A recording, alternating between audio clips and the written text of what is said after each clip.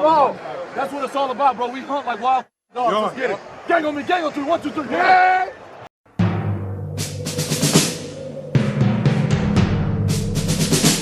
The autumn wind is a pirate,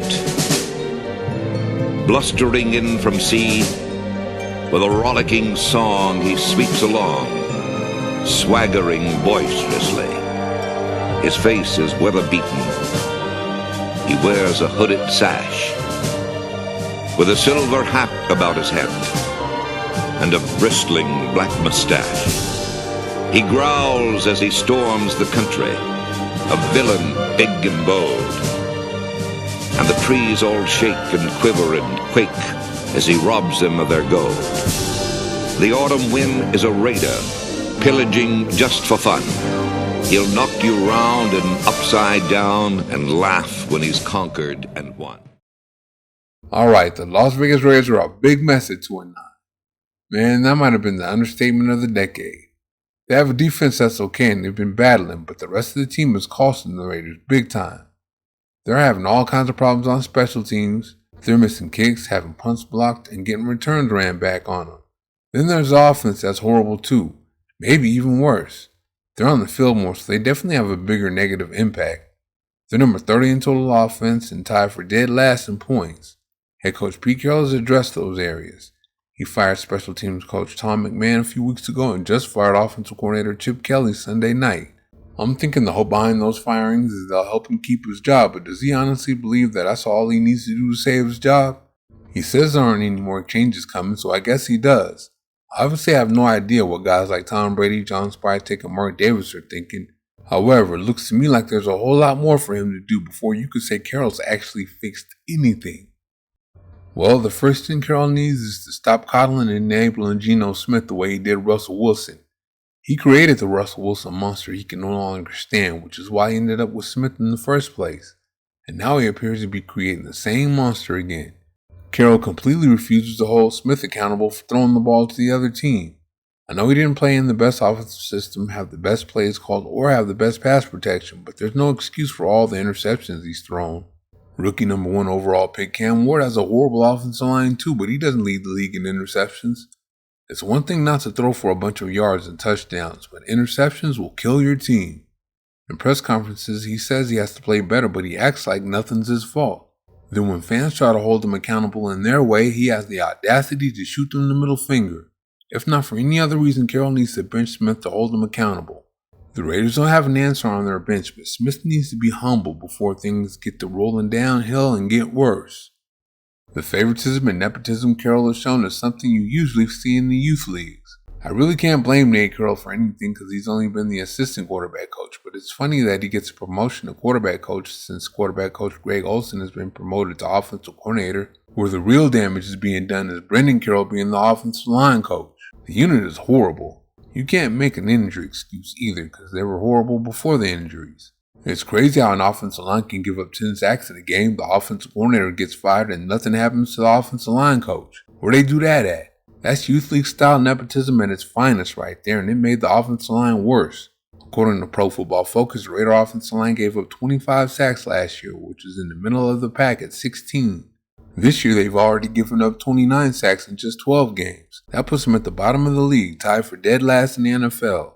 That's obviously a big drop off from last year, so Carroll having his son coach the offensive line isn't working. Is he using this job to advance his son's careers? And why in the world did he have to bring Stone Forsythe to the Raiders? He might as well have left Thayer Munford at the swing tackle position. I understand Munford didn't play well this preseason and that's why he got cut, but for this Forsythe kid, he might as well have left him there. The Raiders surely could have found someone better than Forsythe to play the swing tackle position. The Raiders might have a guy on the bench that's better. Better than Forsythe isn't hard to be. So why does Carroll have to keep using him? Oh yeah, that's right, he drafted him to the Seattle Seahawks. Once Carroll believes in you, it's hard to get him not to believe in you, no matter how you play. I think a lot of times Carroll believes he can pick a player and will him to success, maybe through some type of psychology or something, but it seems to consist of making a player think he's better than he is and he can do no wrong. His first samples of that, Wilson and Smith, only worked for so long. I'm not sure that could last for anyone. Carroll's actually never made that work for an offensive lineman anyway. He's not good with them, as that's why he got ran out of Seattle. So let's look at this offensive line situation as a whole. This is a unit that probably holds the offense and the rest of the team back the most. Alright, I've talked over and over about the center guard swap, so we don't really need to get into that anymore. Let's talk about the fact that John Spytek and the Raider front office used 2 third-round picks on the offensive line. The Raiders have a horrible offensive line, and third-round picks haven't gotten a shot to play yet, even with the injuries. Offensive linemen picked in the third round often compete for starting jobs and win them. You preach competition, and those third-round picks didn't get to compete for jack just because they were rookies. It's not like the Raiders have former first-round picks, Pro Bowlers, and All-Pros in those places. Miller's out. Was it Kelly that was adamant about playing rookies because of his complex playbook? Was it Carroll with his "we have to win now even though we're not winning now" attitude that has the Raiders not wanting to play rookies? That mentality seems to have stretched to other positions as well. Second-round receiver Jack Bech and third-round corner Darian Porter aren't playing as much as they should be either. Now someone please tell me what Caillou Blue Kelly has to do to lose his job. He's the weak link in coverage and the weak link in the defense. Anytime a quarterback needs something, he goes to Kelly. And why not? He's given up a completion percentage of 69.8% for 488 yards, 4 touchdowns, 2 interceptions, 3 pass breakups, and a passer rating of 115.8.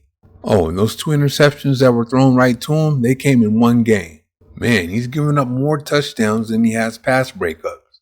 You can let Porter get in there and do that, and you can at least say he's learning. What's this guy doing? Oh yeah, that's right. Carroll brought him into the Seattle Seahawks after he was cut by the Baltimore Ravens. I know Pete Carroll's wife is glad she is married to him because he is faithful. Quarterbacks have only completed 54.5% of their passes for 74 yards, no touchdowns, and no interceptions on Porter. Oh, when Porter started the game with Kelly, guess who they threw at more? Kelly. What's the greatest thing about Carroll? The love he has for his players and the love they have for him. What's the worst thing about Carroll? The love he has for his players. Once he loves you, you're going to play for him. That's it. He was able to put that Super Bowl team together because he hadn't developed any biases, because he hadn't developed that kind of love for anybody yet, because he was new in the NFL. Now that he has that love, forget it, because his guys can do no wrong. Look at Smith, Kelly, and Forsythe. That extends to his sons coaching with them too. As bad as that offensive line is, all Carroll fired as a coordinator, he needs to fire more than a coordinator if he wants to win. Thank you for watching. See you next time.